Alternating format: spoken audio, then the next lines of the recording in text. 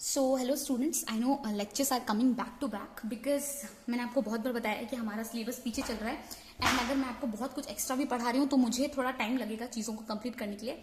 So from now onwards I will be uploading 2 lectures a day. दो lectures मैं upload कर दूंगी. किसी किसी दिन एक भी लेक्चर्स अपलोड नहीं होगा but mostly I will try कि मैं दो लेक्चर्स एटलीस्ट आपको अपलोड कर दूं बिकॉज अगर आपको अच्छे से पढ़ना है and you want me to go in detail. देखो, मैं डिटेल में जाके आपका सिलेबस नहीं बढ़ा रही हूँ. मैं डिटेल में बस इसलिए जा रही हूँ ताकि आपको चीजें अच्छे से समझ में आने लगे. ठीक है, so let's get started. Welcome to the another lecture. जो हम पढ़ रहे थे आपके केसेस के बारे में पढ़ रहे थे, डिपेंडेंस पढ़ रहे थे, कैरेक्टरिस्टिक खत्म नहीं हुई.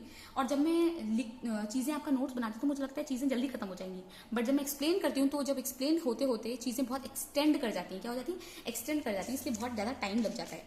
सो will try to explain fast. But मेरा मानना यह है कि एक्सप्लेन इतना अच्छे से करो कि बच्चों को अच्छे से समझ में आने लगे. ठीक है, so yes, what you will do, you start watching this lectures. At least अपना टारगेट बना लो कि आप लेक्चर्स देखोगे जरूर. जितने भी मैं लेक्चर्स अपलोड कर रही हूँ, अगर आपका एक दिन डिले भी हो जाता है तो आप उसको अगले दिन देख लो जल्दी से.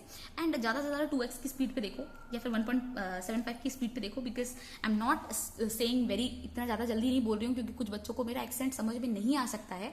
इस वजह से मैं थोड़ा धीरे धीरे भी बात करती हूँ. ठीक है, तो आप लोग इसको जैसा आपको कन्वीनियंट लगे, जिस तरह से आपको समझ में आ रहा है उस तरह की स्पीड में आप ये लेक्चर देख लें. ठीक है, अब हम जो क्या कर रहे थे, हम आपकी करेक्टरिस्टिक्स के बारे में पढ़ रहे थे. तो हम आपके दो पढ़ लिए थे ना.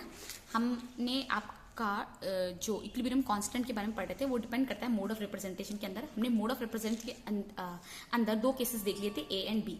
अब जो हम केस देखने वाले हैं वो सी देखने वाले हैं. ठीक है, सी केस. सी केस क्या है? दैट इज, हमने ये थोड़ा सा स्टार्ट कर दिया था. That is A gives B.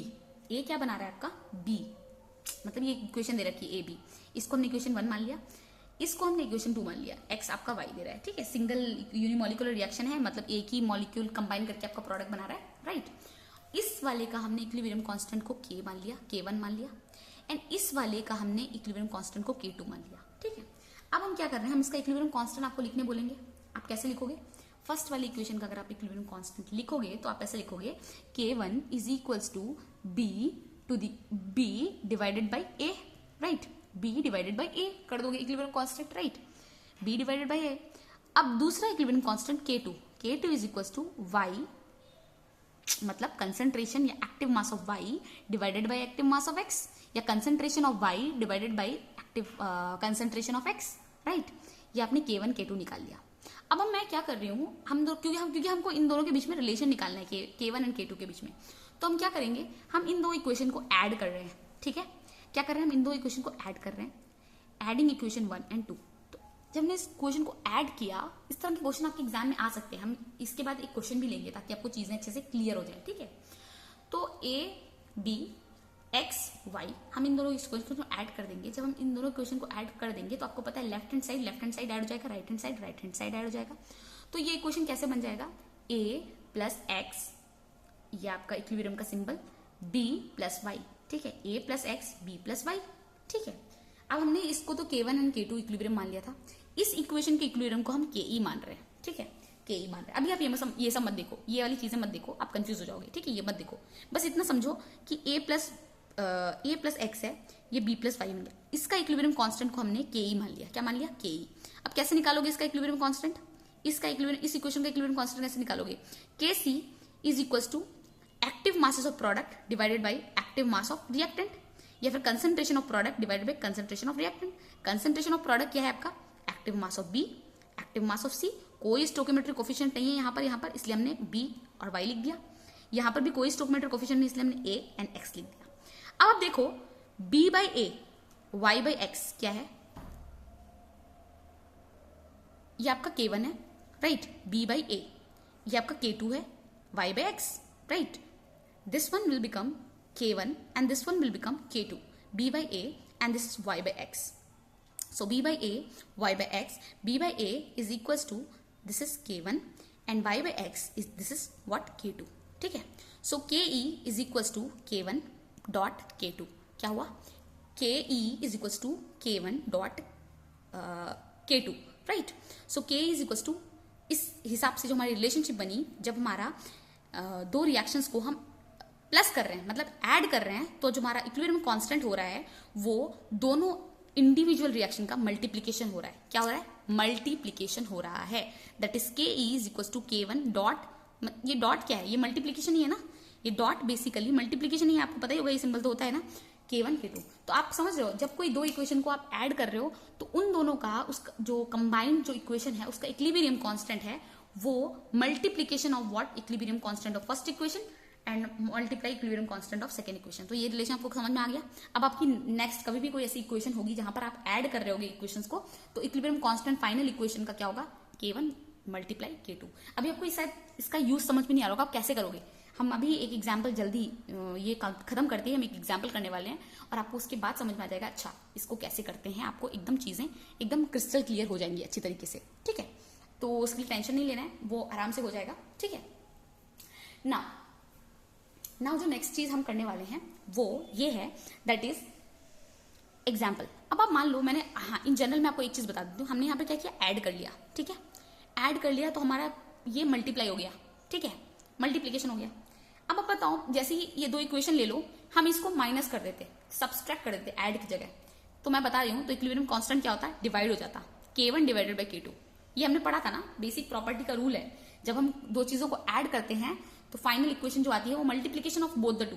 सो इस इक्विलिब्रियम कांस्टेंट में भी ऐसे रूल हो रहा है, बट यहां पर मैं आपको जस्टिफाई करके बता रही हूँ, जस्टिफाई करके बता रही हूँ। आपको इतना सब जस्टिफाई करने की जरूरत नहीं है, आपको बस ये याद रखना है जब भी कोई दो इक्वेशन ऐड हो रही है तो उनका इक्विलिब्रियम कांस्टेंट क्या हो रहा है? मल्टीप्लाई हो जा रहा है।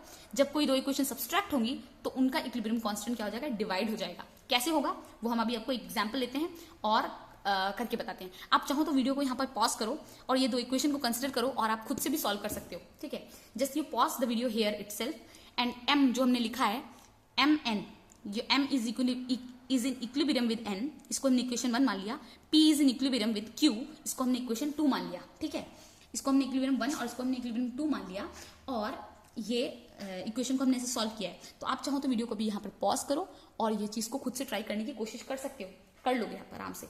ठीक है, so yes, but this is not a live class जो मैं आपको बोलूँ कि आप अभी ट्राई करो, अभी के अभी आप ट्राई कर लो इसको अच्छी तरीके से, तो ऐसा तो नहीं है। तो ये कोई हमारा लाइव क्लास नहीं है, इसलिए हम आपको एक्सप्लेन कर ही देते हैं, क्योंकि बेसिकली आपको अगर कोई डाउट आ गया तो इसलिए मैं कर देती हूँ। तो फॉर एग्जाम्पल ये आपकी फर्स्ट इक्वेशन है, that is m is in equilibrium with n, equation 1। p जो आपका इक्विलिब्रियम है विद q, इसको हमने इक्वेशन 1 और दूसरे वाले को हमने इक्वेशन 2 मान लिया। इसको हमने क्या माना? K1 इक्विलिब्रियम कांस्टेंट, दूसरे वाले को हमने क्या माना? K2 equilibrium constant. राइट, एक को K1 माना और दूसरे को हमने K2 माना। ठीक है, K1 जो हुआ आपका equilibrium constant of n divided by equilibrium constant of m। K1 is equal to equilibrium constant of n divided by equilibrium constant of m, n divided by m।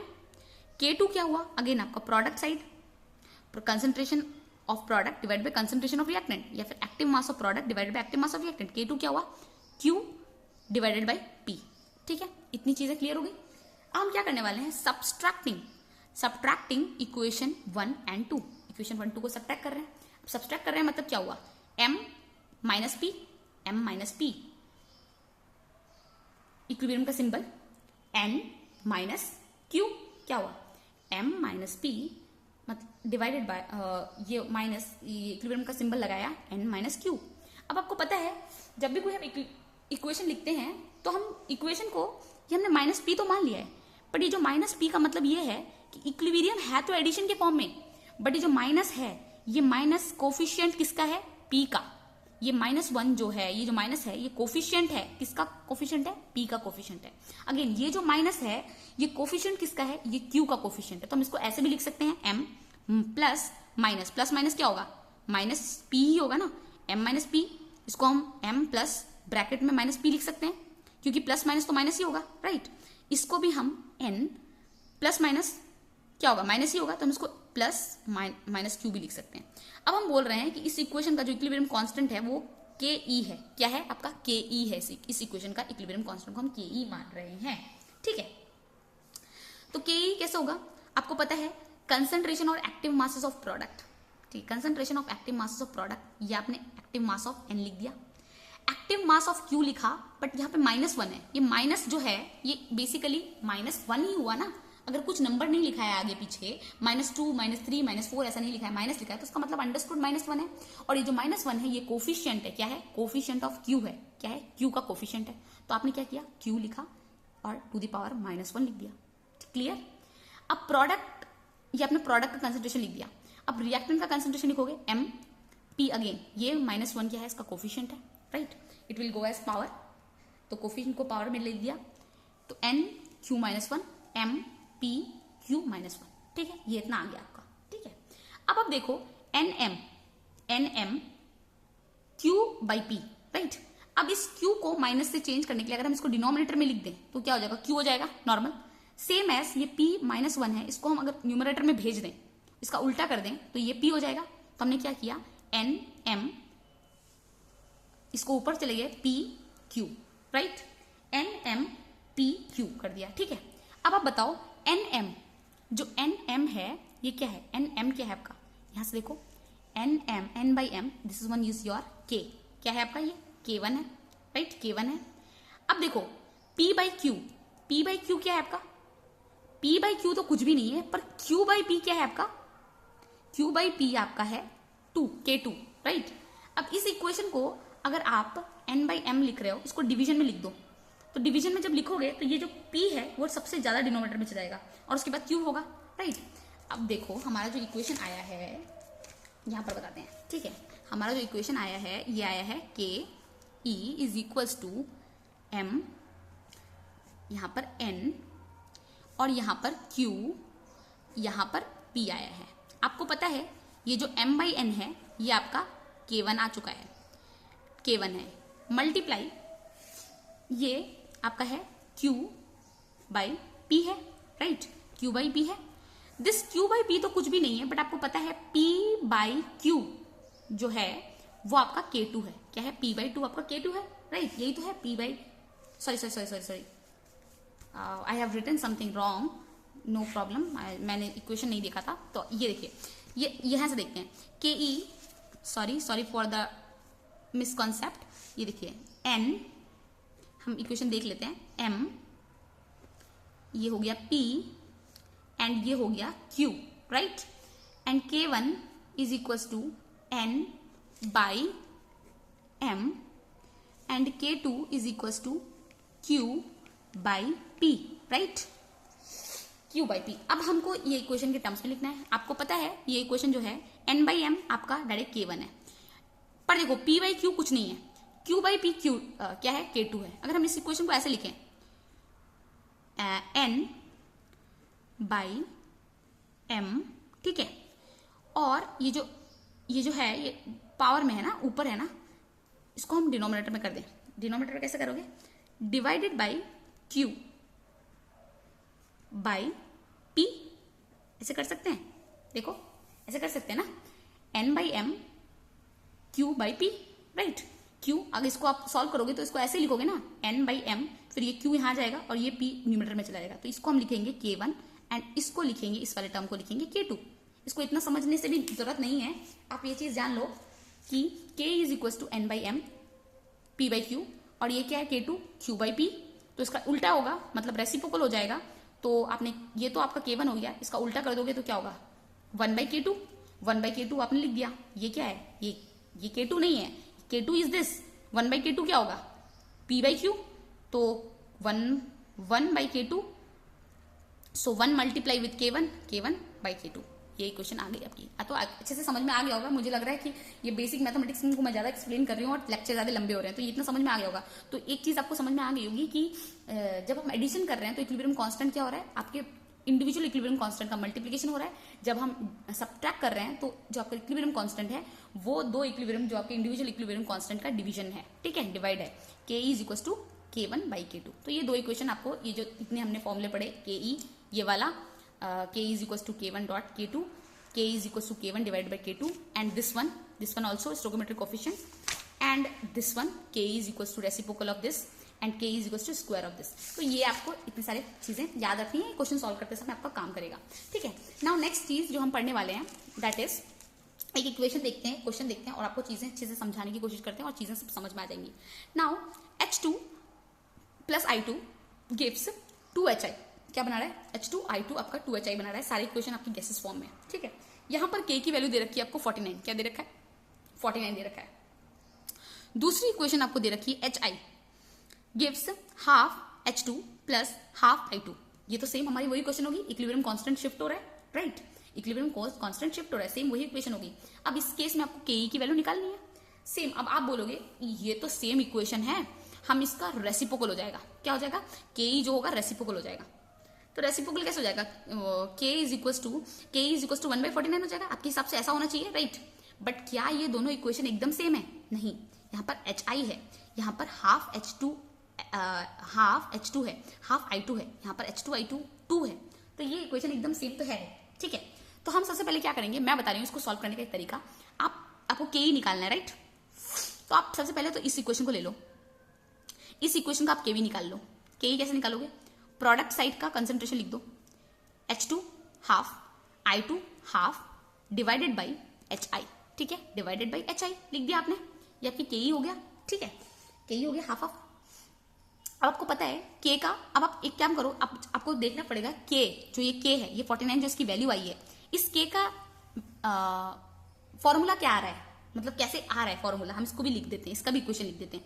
K is equal to product side में HI square, right, ये stoichiometric coefficient है तो power चला गया, यहाँ पर H2 concentration I2 concentration हो गया, ये K और ये हो गया, ठीक है। अब देखो इस इक्वेशन को जो है इस फॉर्म में आप कैसे ला सकते हो, स्क्वायर और ये सब हाफ हाफ कैंसिल हो जाए और ये स्क्वायर के फॉर्म में कैसे ला सकते हो। अगर मैं बोलूं मैं इस Ke इक्वेशन को स्क्वायर कर दूं, क्या कर दूं, स्क्वायर कर दूं अगर मैं इस Ke इक्वेशन का, तो समवॉट इस इक्वेशन के जैसा हो जाएगा। आपको थोड़ा दिमाग लगाना पड़ेगा, ठीक है। तो हम इसको स्क्वायर कर दे रहे हैं, squaring on both the side, इस इक्वेशन को हम स्क्वायर कर रहे हैं, तो Ke स्क्वायर हो गया। इसको स्क्वायर किया तो मतलब स्क्वायर का मतलब क्या हुआ, H2 हाफ, इसको स्क्वायर किया हाफ को स्क्वायर, तो आपको पता है ये जो स्क्वायर का 2 होगा और ये 2 कैंसिल हो जाएगा, तो H2 हो गया। अगेन यहाँ पे भी हाफ और स्क्वायर का 2 कैंसिल हो गया, I2 हो गया, सिंपल I2। एंड HI का स्क्वायर किया तो HI स्क्वायर हो गया, राइट। अब आप देखो ये HI स्क्वायर H2I2 ये सेम Ki है, Ki मतलब रेसिप्रोकल ऑफ Ki है, मतलब ये जो वैल्यू अभी हमने रेसिप्रोकल का इतना कॉन्सेप्ट समझा है, आपको समझ में आ ही गया होगा। ये क्या है, ये जो वैल्यू आई है वो 1/Ki है, ये K है, इसका उल्टा आया है, राइट, इसका उल्टा आया मतलब 1/K है, राइट। ये Ke है, ये K है, ये जो वैल्यू आई है वो 1/K है, तो इसकी जगह पे हम 1/K लिख देंगे, राइट, 1/K लिख देंगे। Ke स्क्वायर है, पर ये हमको क्या चाहिए, हमको चाहिए Ke, सिर्फ Ke चाहिए, तो ये Ke जो स्क्वायर है इसको इस तरफ शिफ्ट कर देंगे तो रूट ओवर बन जाएगा, तो Ke is equals to 1/√K, right, 1/√, 1 का तो रूट 1 ही होता है, तो K का रूट हो गया। आपको पता है K की वैल्यू हमको कितनी दे रखी है, 49 दे रखी है, राइट। तो हम क्या करेंगे, K की वैल्यू को 49 पुट करेंगे, 49 का रूट ओवर 7 होता है, 7 7 49, तो 7 × 7, एक 7 बाहर आ गया तो 1/7 हो गया, Ke की वैल्यू 1/7। तो आपको लग रहा था कि 1/49 होना चाहिए, पर आंसर क्या आया 1/7, ठीक है। तो इस तरह से आपको क्वेश्चन अप्रोच करना है, और ट्रस्ट में अगर आप इस तरह से क्वेश्चन अप्रोच करना सीख जाओगे तो आपको कोई भी चीज़ डिफिकल्ट या फिर कुछ भी वैसा नहीं लगेगा कि बहुत डिफिकल्ट है, आप नहीं कर सकते कुछ भी चीज़, ठीक है। नाउ नेक्स्ट क्वेश्चन हम देखते हैं, बहुत ही ईजी बहुत ही सिंपल क्वेश्चन है, हम इसको देखते हैं, ठीक है। जैसे फॉर एग्जाम्पल Ag प्लस, ये सी मैं बता दूं ये वाले क्वेश्चन भी आपके IITs में आया रखे हैं, ठीक है, इवन आपके बोर्ड एग्जाम में भी आया है ये क्वेश्चन, बहुत सिंपल। अब तो ऐसा हो गया आपका बोर्ड एग्जाम्स में भी आपके मल्टीपल चॉइस क्वेश्चन आते हैं, तो ऐसे क्वेश्चन आने के बहुत चांसेस है, ठीक है। नेक्स्ट क्वेश्चन हम देखते हैं, Ag प्लस, ठीक है, plus NH3 gives Ag plus NH3 plus, ठीक है, आयनिक फॉर्म है। यहाँ पर आपको दे रखा है इस इक्वेशन का जो है K1 दे रखा है ये, ठीक है, K1 3.5 मल्टीप्लाई 10⁻³ दे रखा है।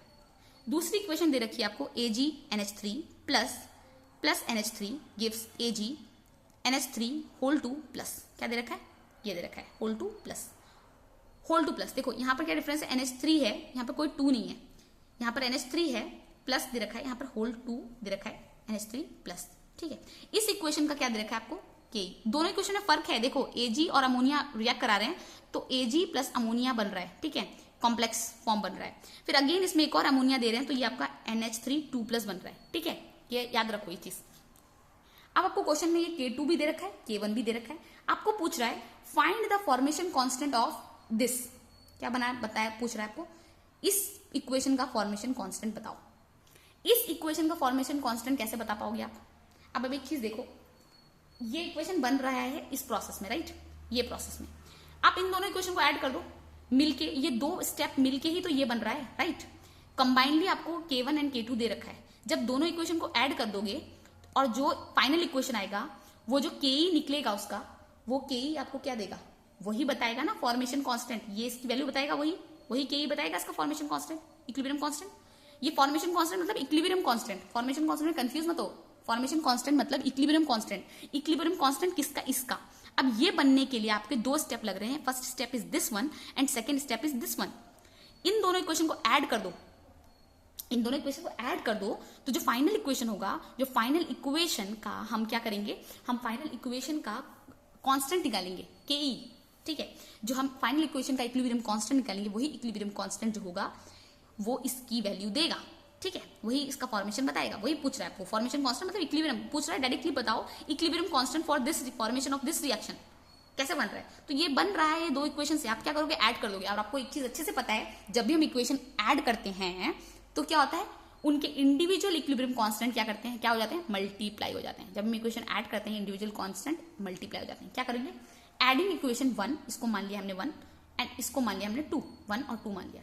अब आप बताओ Ag प्लस, ठीक है, plus NH3 plus AgNH3 plus NH3, ये आपके रिएक्टेंट साइड में ऐड हो गए, ठीक है। अपने दिमाग में चलो कैलकुलेशन करो।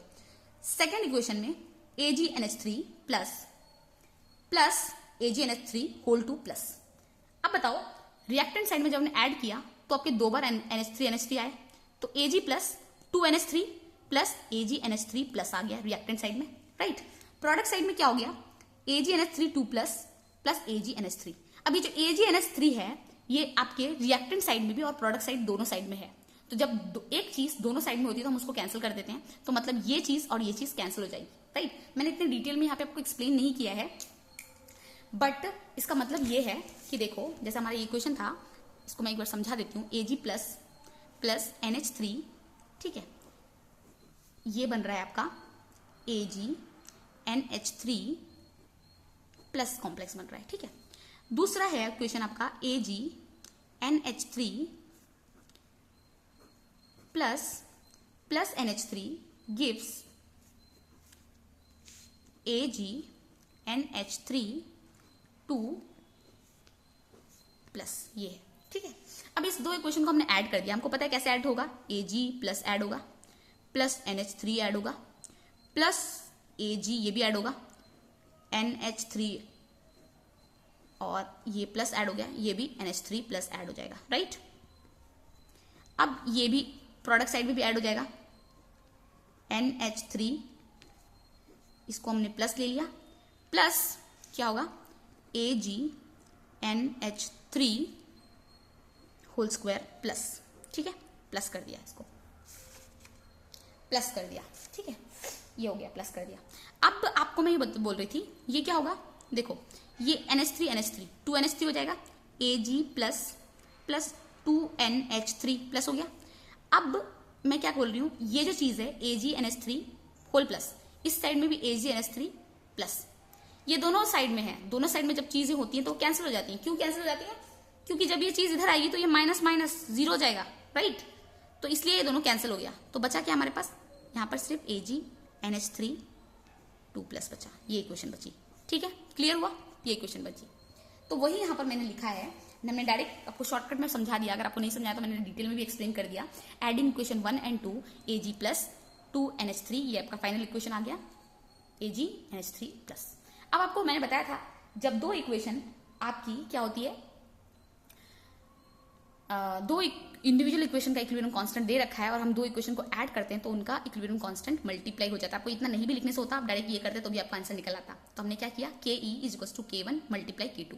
K1 की वैल्यू क्या है 3.5 इंटू 10 टू द पावर -3, इसकी K2 की value 1.7 into 10 to the power -3, दोनों को मल्टीप्लाई किया 5.95 या फिर 6 बोल लो इंटू 10 टू द पावर, ये -3 ये ऐड हो गया, कितना हो गया, ये हो गया आपका -6 हो गया, ठीक है, क्लियर हो गया। ये 2 इक्वेशन हमने देख लिया। तो हम क्या पढ़ रहे थे, बेसिकली हमने इसके बीच में ही ये 2 इक्वेशन इसलिए देख लिए क्योंकि ये दोनों क्वेश्चन आपके इस जो हम अभी कैरेक्टरिस्टिक्स ऑफ इक्विलिब्रियम कांस्टेंट पढ़ रहे हैं, जो हमने भी 2 चीजें फॉर्मूले पढ़े उन पे डिपेंड कर रहा था, इसलिए मैंने बीच में ही क्वेश्चन लिए। बट स्टिल हम कौन सा टॉपिक पढ़ रहे हैं, हम पढ़ रहे हैं कैरेक्टरिस्टिक्स कैरेक्टरिस्टिक पढ़े इक्विलिब्रियम कांस्टेंट का, तो हमने एक कैरेक्टरिस्टिक देख ली, that is what, mode of representation of reaction. Mode of representation of reaction हमने कंप्लीट कर लिया। यहाँ पर हमारा मोड ऑफ रिप्रेजेंटेशन इस न्यूमेरिकल के साथ खत्म होता है। ठीक है, हमने 4 केसेस भी पढ़ लिए। एक केसेस पढ़ा जब रिएक्शन हमारा रिवर्स हो जाता है, दूसरा केस हमने पढ़ा जब उसका स्टोइकोमेट्रिक कोफिशिएंट से मल्टीप्लाई होता है, तीसरा पढ़ा हमने जब एडिशन होता है, चौथा पढ़ा जब हमने सब्सट्रैक्शन होता है। ठीक है, इसी के साथ हमारा मोड ऑफ रिप्रेजेंटेशन खत्म हो गया। अब दूसरा जो पॉइंट आता है वो आता है टेम्परेचर। क्या आता है? टेम्परेचर आता है। ठीक है, सो बेसिकली मैं एक चीज बता दूं आपका, इक्विलिब्रियम जो कांस्टेंट होता है वो एक गिवन रिएक्शन के लिए क्या होता है, कांस्टेंट होता है। ठीक है, इक्विलिब्रियम कांस्टेंट एक is constant for a given reaction for a particular temperature. एक क्योंकि जब एक कोई रिएक्शन हम डिटरमाइन करते हैं तो हम उसका कुछ पर्टिकुलर टेम्परेचर भी लिखते हैं, तो जब हम उसका कोई पर्टिकुलर टेम्परेचर लिखते हैं, उस पर्टिकुलर टेम्परेचर पे वो जो रिएक्शन कांस्टेंट होता है वो कांस्टेंट होता है। बट जैसे ही हम टेम्परेचर बदलेंगे, टेम्परेचर चेंज करेंगे, तो उसका इक्विलिब्रियम कांस्टेंट भी चेंज होगा, क्योंकि equilibrium constant is dependent on temperature. ये याद रखो, इक्विलिब्रियम कांस्टेंट डिपेंड करता है टेम्परेचर पे। के आपका जो इक्विलिब्रियम कांस्टेंट है वो कांस्टेंट तभी रहेगा जब हम कोई रिएक्शन ले रहे हैं और वो रिएक्शन का एक पर्टिकुलर टेम्परेचर पहले से ही दे रखा है, वही लिखा है मैंने। के is constant for a given reaction. के एक गिवन रिएक्शन के लिए कांस्टेंट रहता है जब तक एट ए गिवन टेम्परेचर, वो जब तक वो रिएक्शन को एक गिवन टेम्परेचर पे रखा जाता है। ठीक है, के तभी चेंज होगा व्हेन टेम्परेचर इज चेंज्ड। जब टेम्परेचर चेंज होगा तभी के चेंज होगा। ठीक है, अब एक के का टेम्परेचर का रिलेशनशिप डिपेंडेंट एक रिलेशनशिप है, दैट इज बेसिकली बहुत फेमस इक्वेशन है ये।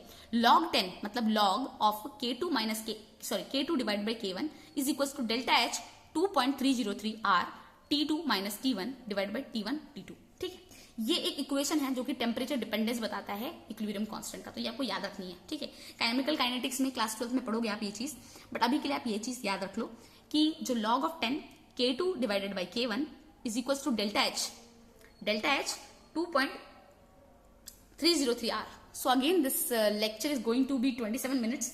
So we'll stop it right here because अगर ये बहुत लंबा हो गया तो हम इसको अपलोड नहीं कर पाएंगे। So again I know बहुत स्लो जा रहे हैं हम, कोई बात नहीं, जल्दी जल्दी खत्म करने की कोशिश करेंगे।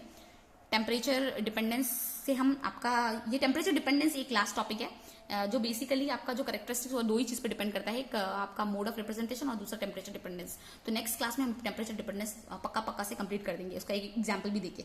ठीक है, so thank you student, this is for the today's class.